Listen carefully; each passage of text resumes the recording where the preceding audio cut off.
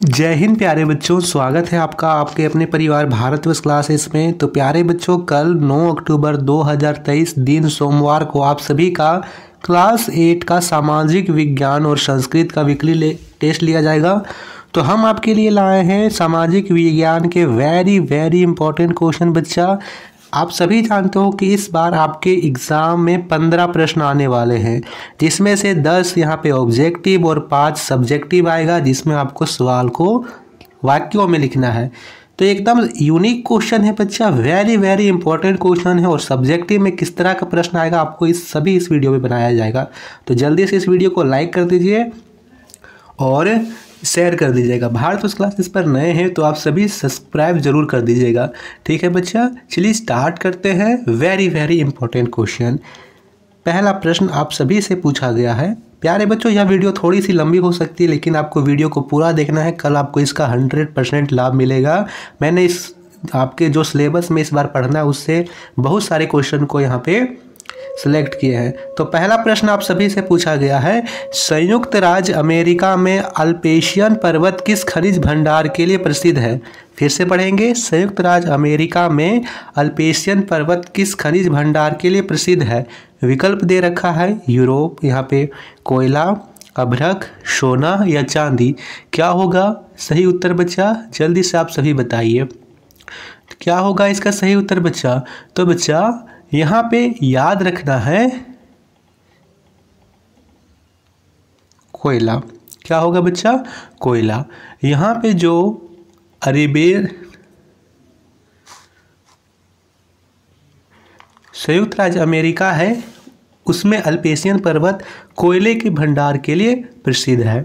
ठीक है, जिस प्रकार यहाँ पे जो सुपीरियर झील है उसमें लौह अयस्क के लिए प्रसिद्ध है, सुपीरियर झील लौह अयस्क के लिए प्रसिद्ध है, उसी प्रकार अल्पेशियन पर्वत कोयला भंडार के लिए प्रसिद्ध है।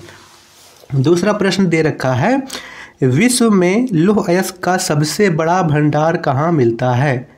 विकल्प दे रखा है अमेरिका, ब्राज़ील, भारत या इनमें से कोई नहीं। क्या होगा बच्चा सही उत्तर? तो बच्चा यहाँ पे याद रखना है ब्राज़ील में सबसे अधिक लौह अयस्क का यहाँ पे उत्पादक देश है। कौन सा सही उत्तर होगा बच्चा? ब्राज़ील। ठीक है, प्रश्न संख्या 3 को करते हैं।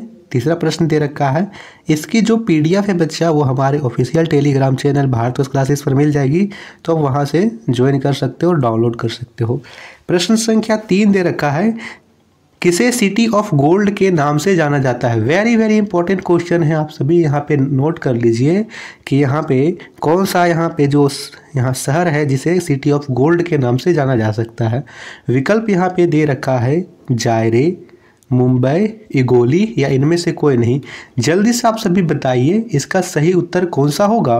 तो बच्चा यहाँ पे याद रखना है दक्षिण अफ्रीका का जोहान्सबर्ग इगोली, अर्थात इसे हम सिटी ऑफ गोल्ड के नाम से जानते हैं। ये साउथ अफ्रीका में स्थित है। कहाँ स्थित है? साउथ अफ्रीका में स्थित है। जिस प्रकार दक्षिण अफ्रीका का किम्बरले हीरा उत्पादन के लिए प्रसिद्ध है, उसी प्रकार इगोली सिटी ऑफ गोल्ड के नाम से जाना जाता है। विश्व में सबसे बड़ा बॉक्साइट का सबसे बड़ा उत्पादक देश है।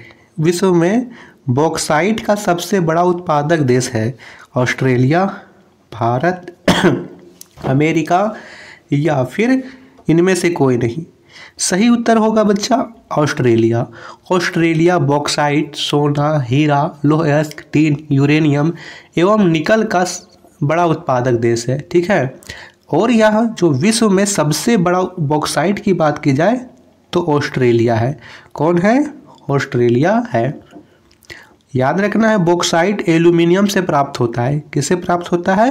एल्यूमिनियम से प्राप्त होता है। 5वां प्रश्न पूछा गया है, झारखंड में गुआ, नोवामुंडी, जामदा, किरीबुरू किस खनिज के प्रमुख यहाँ पे केंद्र हैं?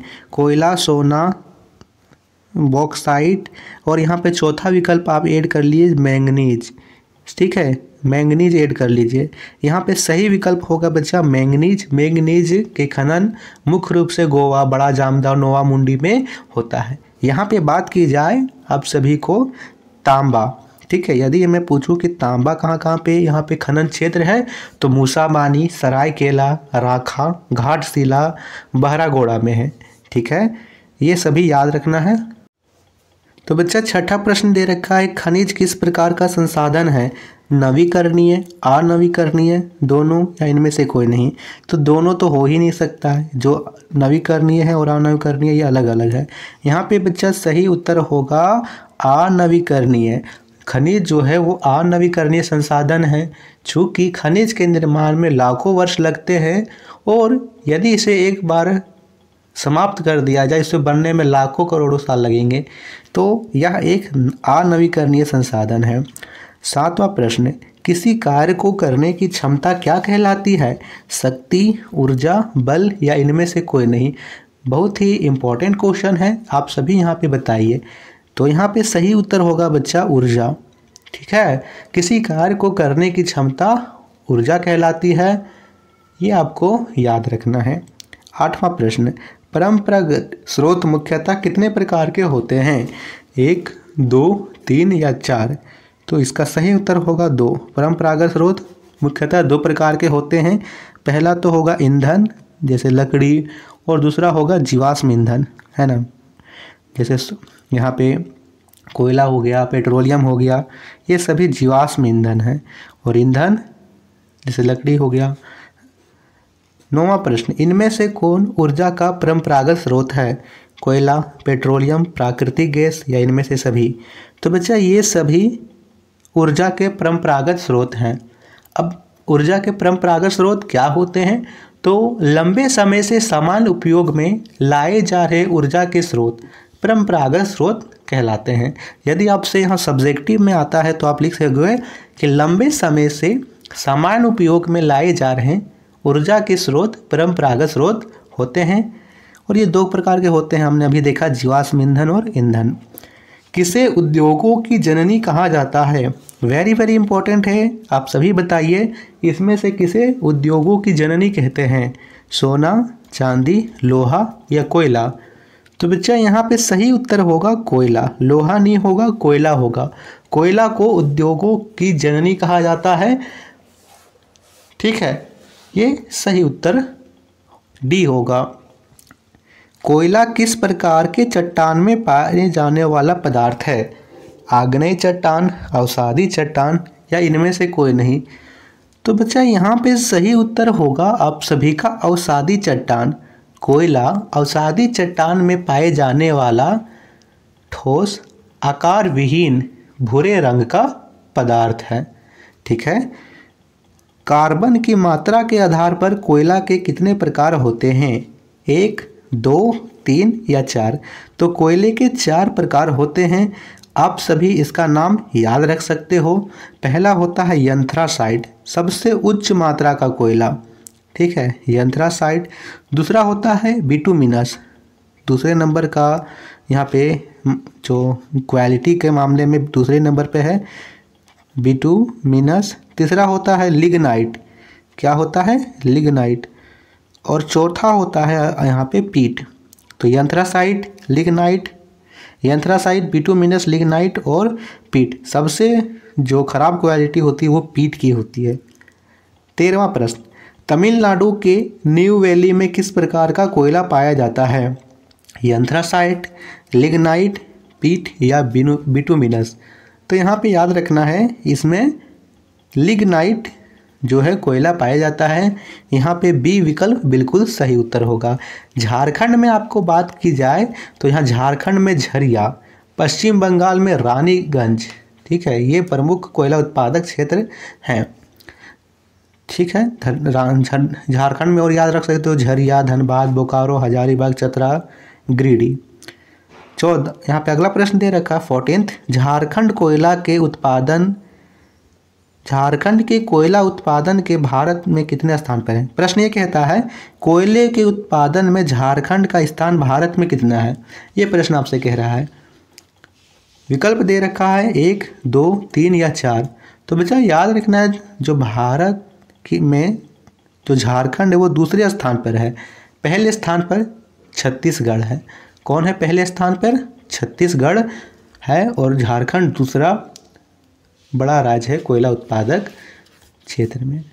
चलिए अगला प्रश्न करते हैं। अगला प्रश्न यहाँ दे रखा है 15वां प्रश्न, विश्व में प्रथम तेल का कुआं कब खोदा गया?